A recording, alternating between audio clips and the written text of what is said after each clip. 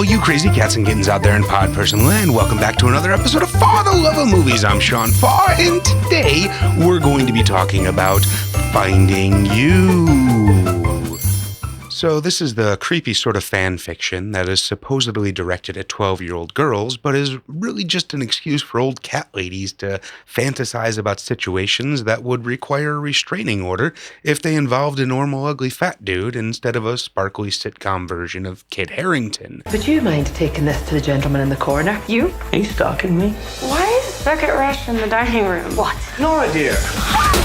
Give me jam for the scone. Yeah, sure, love. Cheers.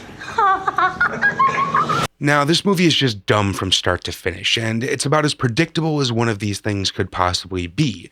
The story is essentially frumpy nobody audience stand-in girl has a life failure and then goes abroad to recenter herself. Cue meet cute, and then he is adorably every woman's dream, but she inexplicably keeps rejecting his advances, and hijinks ensue. Maybe what you need is a change of scenery. So, what brings you to Ireland? A semester abroad program at my college. Bucket Rush. Jeez, I've gotten this far without being bothered, all right? What are you doing here? Who knows, maybe we'll run into each other in a pub somewhere. I seriously doubt that. I heard Beckett Rush is at the airport. Do you like him? Not really my type. The writing is shit, with random exposition dumps throughout, spouted at our unremarkable avatar. It felt more like a video game fetch quest than a movie.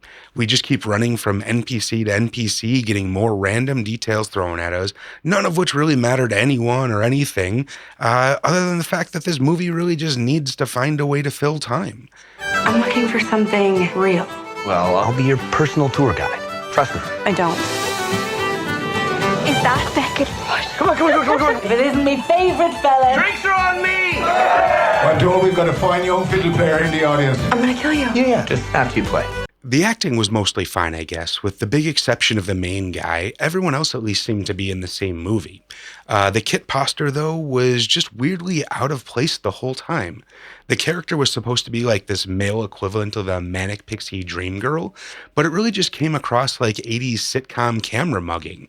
He does tone down a bit as the story progresses, and he gets more real towards the end, but he never really seems like he's living in the same world as the rest of the people.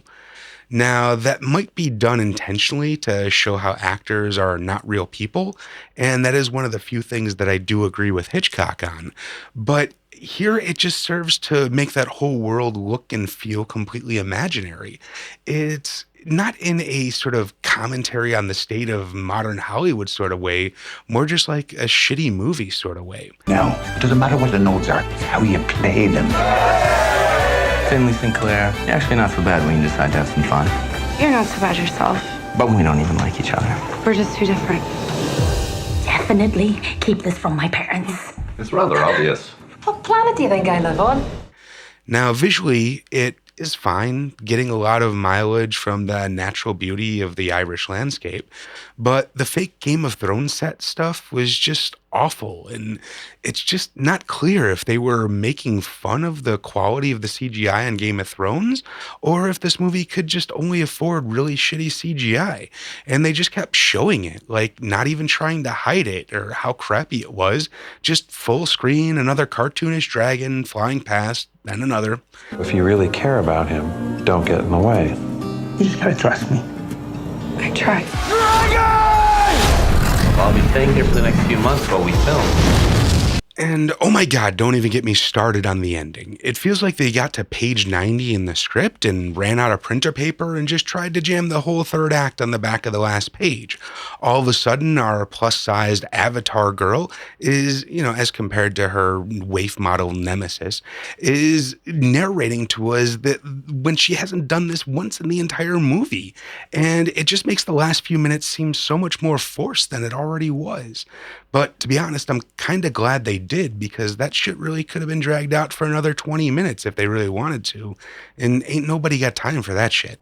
He's a good boy. I can spot a bad one a mile away. Life rarely works out the way we plan it. You've got to learn to play the sorrow as well as the joy. You can't have one without the other. So in the end, I know this is a movie with a specific audience, and I realize I'm in no way that audience.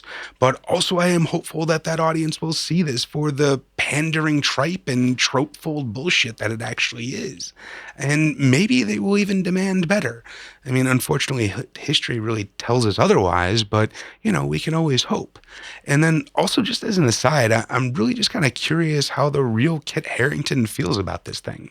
The character has changed enough to get away from any legal liability, I think. Hashtag not legal advice. But it's also basically trading on the public perception of him. I guess Citizen Kane did the same thing, but at least, Orson Welles had the decency to make that his one good movie. And at least Hearst was like a real life actual bad guy. You even like being a movie star? There's the real Beckett. She doesn't understand our life.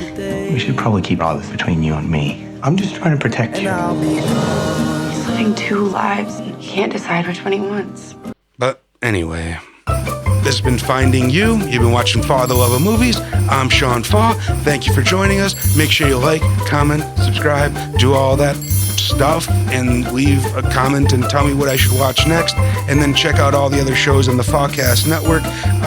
Most of them are audio podcasts, but we've got some other things going on. Check us out, SeanFaw.com, Fawcast.com, all that crazy stuff. And bye.